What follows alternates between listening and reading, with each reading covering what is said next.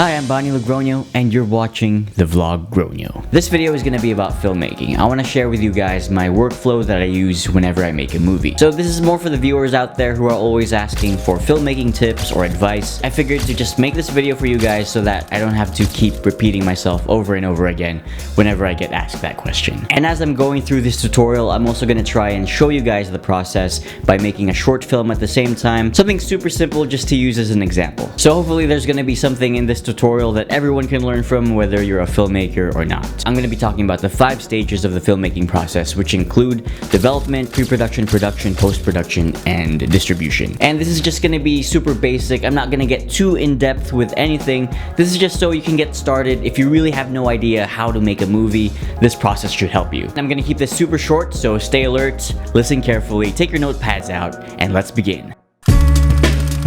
So the first phase of making a movie is called the development phase. Development is basically just coming up with the themes, the ideas, and writing the story for your movie. But how do you come up with the ideas? Well, let me give you some facts. The human brain, your human brain, is estimated to think between 60,000 to 80,000 thoughts and ideas every single day. And those ideas come from the emotions that you feel, the people that you interact with, the media that you consume, and basically everything that you experience as you go through life. All these things will influence the thoughts and ideas that you have. So what you can do to capture those ideas is to write them down or draw them, as I do. I always carry a notebook with me, or if I don't have one, then I write it down on my phone or on my computer or on my hand. So that way, when I'm trying to develop a story, I can always look back on the previous ideas that I've had and see if they can be incorporated into whatever I am writing. Now, when it comes to writing your story, you can either write it yourself or you can hire someone to do it for you if you have the finances to do that. For a full movie, the writing process usually takes anywhere from a couple of months to several years, and that's because writing is just a seriously challenging process. In fact, writers often compare the process of writing to bleeding because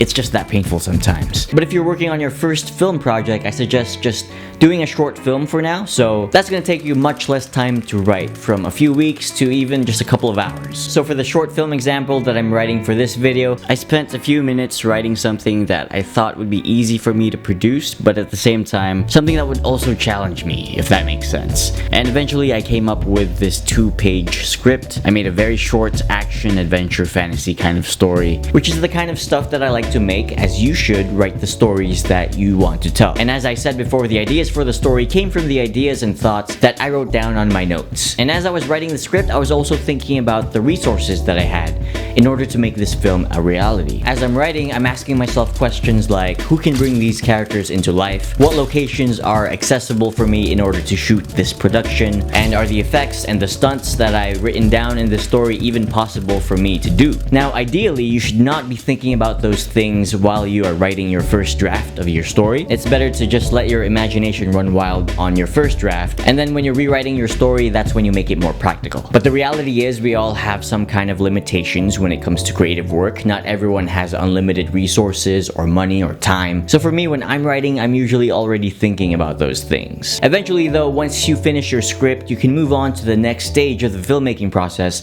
known as pre-production. The pre-production phase is all about planning how you're gonna turn the words on your script into visuals on the screen. So it's figuring out the logistics, it's casting, it's hiring your crew, finding the proper locations, building props, scheduling, shot listing, storyboarding, lighting plans, rehearsals. There's a lot of things that can go into pre-production. In fact, some movies spend years in pre-production, and that's because no one wants anything to go wrong when it comes time to actually shooting the movie. And the more time you spend planning how to shoot the movie, the more prepared you will be when things actually do go wrong while you're shooting it. So that's the importance of pre-production. So some things that I usually keep in mind when it comes to casting, I'm trying to balance between the popularity or the bankability of an actor and their actual acting talent. When it comes to hiring the crew, on the other hand, it's all about the synergy. It's how well you guys can work together. If your crew members can bring out the best in you and you bring out the best in them, that's the greatest film production set that...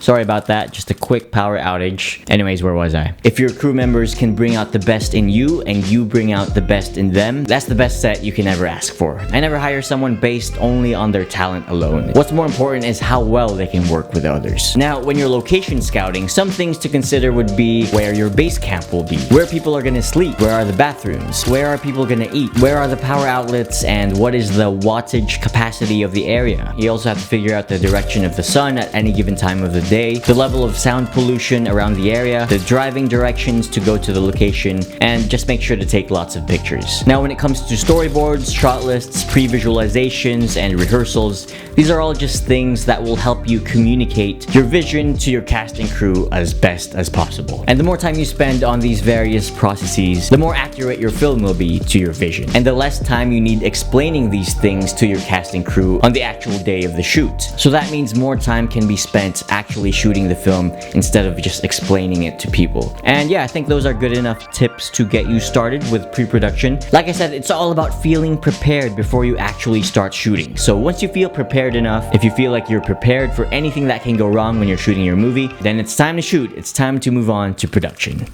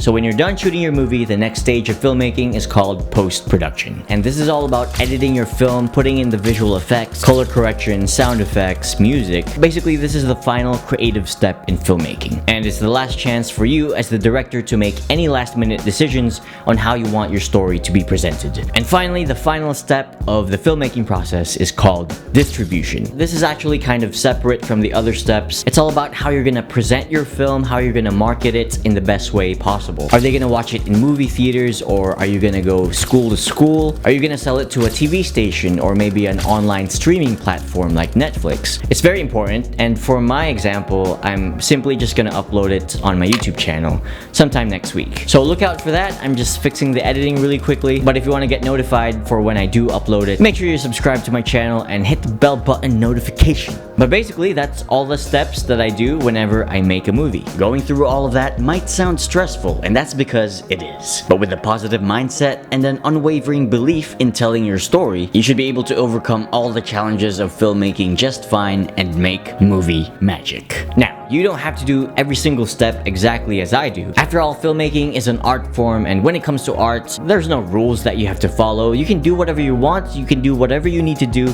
in order to express whatever you want to express. But like I said earlier, if you're having trouble starting, then you can use this process as like a workflow template, as something that can guide you into making your film into a reality. If you want to see some behind the scenes on some of my bigger productions, then I'm gonna link the videos for them right now if you're interested in watching those. And yeah, that's all I have for you guys today. I hope you learned a little bit about what I do. Thank you guys so much for watching, and always remember, drink lots of water, put on sunscreen, plant trees, save the bees. Goodbye.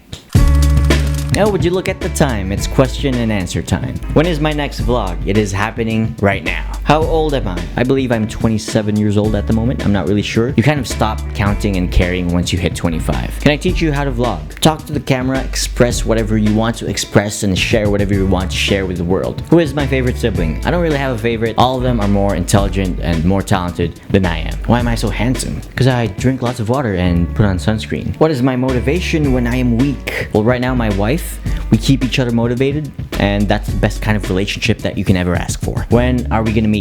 Where are you located? How do I start my day? I start my day by reading a page from this book called The Daily Stoic. Okay, and that's it. If you guys have any more questions, comment below.